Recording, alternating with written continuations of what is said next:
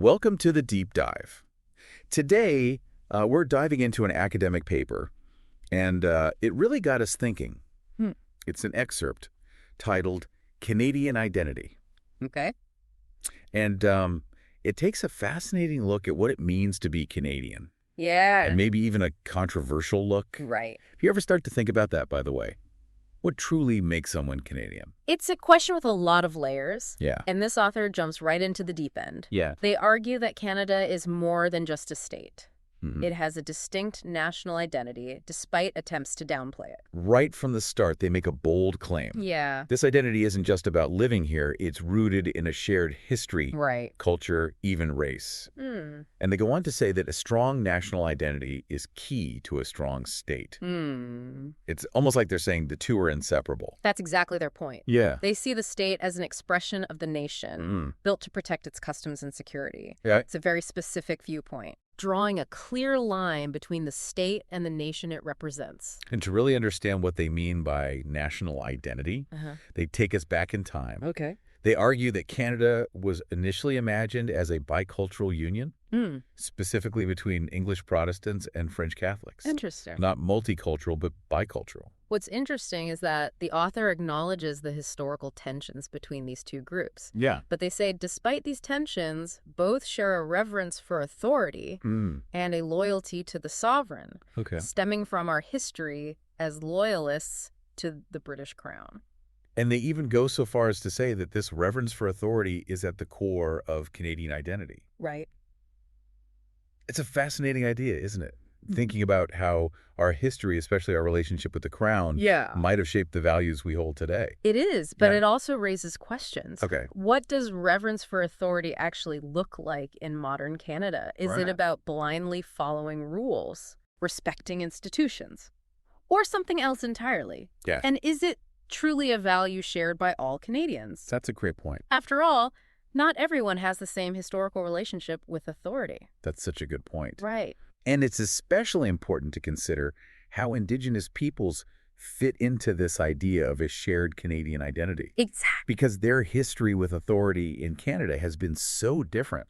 The author's focus on the bicultural origins of Canada definitely leaves a lot of room for unpacking the experiences of Indigenous peoples Yeah. and how their perspectives challenge or complicate this idea of a singular Canadian identity. And this is where the article takes a bit of a turn. Okay. The author starts to express concern about modern Canadian society.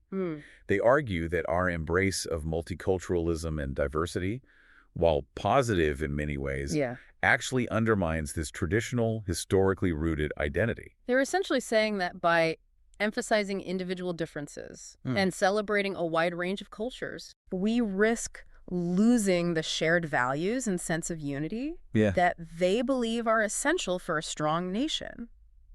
It's a thought-provoking argument, even if it makes us a little uncomfortable. It definitely does. And the author doesn't stop there. No. They go on to propose a rather radical solution to this perceived threat to Canadian identity.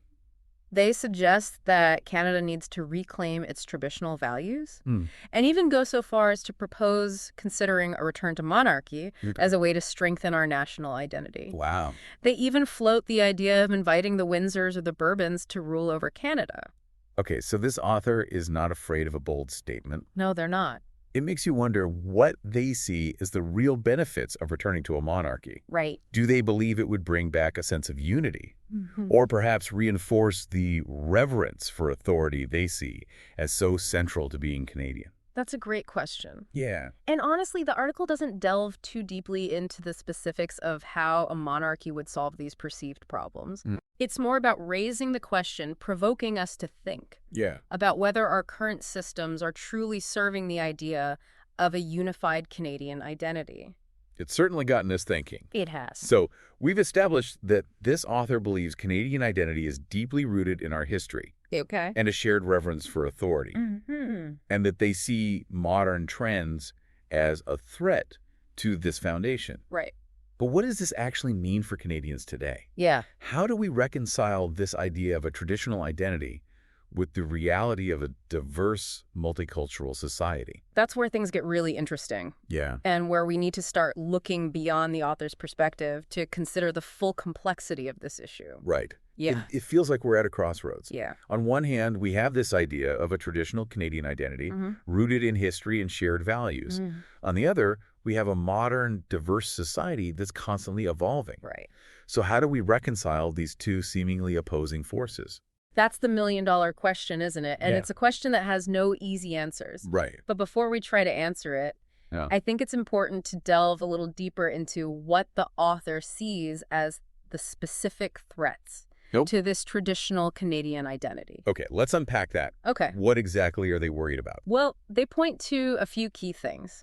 One is the broadening of our immigration policies. Okay. They argue that the influx of people from diverse backgrounds, while enriching in many ways, has led to a dilution of our shared values and traditions. They seem to be suggesting that there's a limit to how much diversity a nation can absorb without losing its core identity. Yeah. It's a controversial idea, to say the least. It definitely is. Yeah. And it raises some difficult questions. Like what?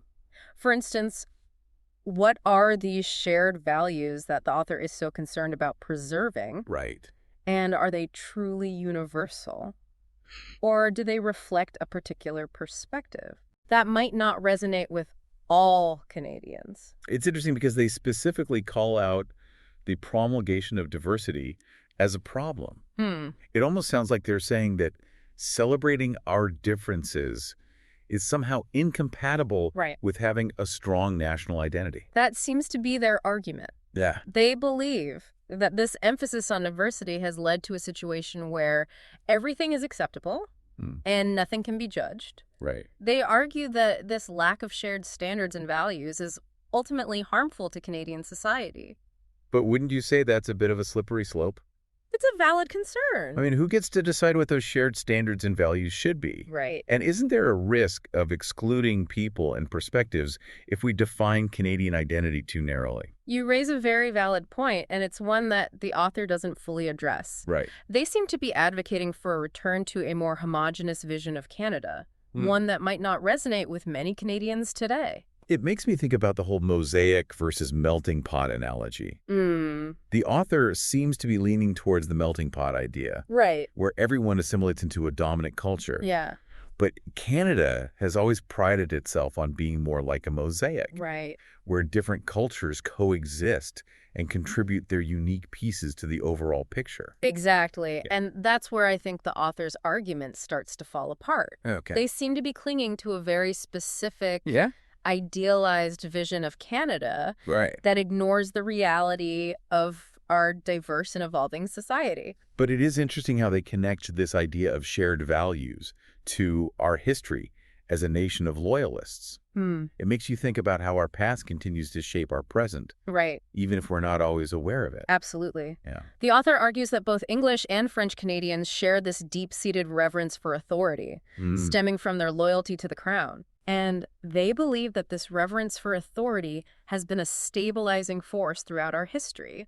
But again, we have to ask ourselves what that reverence for authority actually means in a modern context. Right. Does it still hold the same weight? Yeah. In a society that values individual freedoms and democratic principles? And how does it play out in a country with such a diverse range of cultural and political perspectives? Those are crucial questions. Yeah. And I think it's important to acknowledge that the author's perspective is just one among many. Right. There are countless other ways to interpret Canadian history and identity.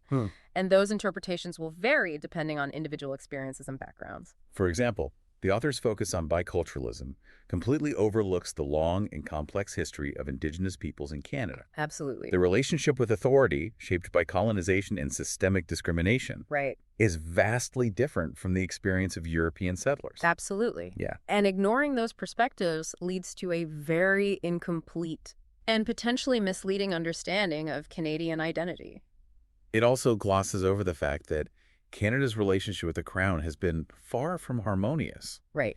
There have been many instances of conflict and resistance, particularly from Indigenous communities who have fought to protect their land, their cultures, and their self-determination.